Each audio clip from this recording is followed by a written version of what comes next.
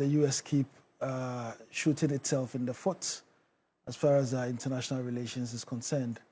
And this particular happening is one of those erratic moments where the president wakes up, signs an executive order, without thinking through the ramifications long term of what this is, not just on its partners, but also on itself. So it's a move that I would describe as the U.S. shooting itself in the foot.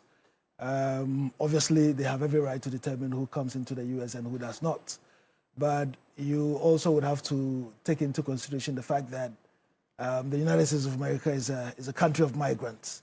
And it is these migrants who have made significant contributions, to making the United States of America what it is. If you look at our nationals that live in the U.S., we've got about 250,000 Ghanaians living legally in the U.S. About 10,000 of them are students.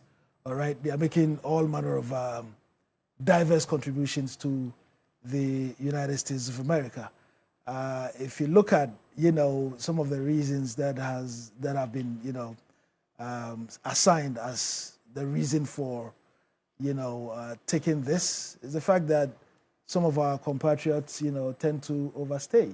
Mm-hmm. But we've also had instances where Americans have overstayed in our country. So. But you're looking at the rates. You're looking at the rates. It is a situation that has to be looked at holistically. I mean, the U.S. benefits if migrants go to the U.S. All right, and this is not to say that Ghanaians don't benefit, because Ghanaians who live in the U.S. are remitting resources, they are learning, they are acquiring skills, and some of them, graciously return home to contribute their quota of whatever they've acquired from the U.S. to build in our country, and that is, that has to be commended. But the U.S. benefits in diverse ways. If tourists come, right, airport taxes, more than likely hotels, there are tickets to venues of, places they want to go and see. 2 years ago, I was in the U.S., and I did 25 states just by road, touring and seeing what the U.S. looks like. Excellent. Now, but Mr. Mubarak, it doesn't take away from the fact that when you go to Rome, you do what the Romans do. You need to abide by the rules. You absolutely. Don't overstay your visa. I'm not holding brief for Ghanaians who overstay their visa, but I'm saying the U.S. shoots itself in the foot with this erratic decision, because what is going to happen is that you wouldn't have many students being able to go. One, they can't even get dates, right, to apply for visas.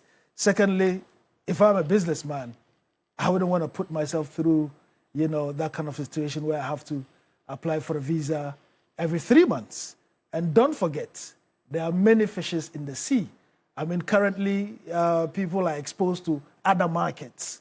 There are markets that equally have, what the U.S. has. And if you could be wrapping up for me so I can get Mr. And so, if you're making it stringent for a businessman to come to the U.S. and do business, they can go to Canada. They can look at, Asia and some other places. But for me, as a Pan-Africanist, it's an opportune moment for Africa to seize, right, and put the right things in place. I mean, no country is an island, and that we can't live in isolation. But if you're having situations where, you're having these kinds of restrictions on your nationals, on people from the African continent, then we need to have a rethink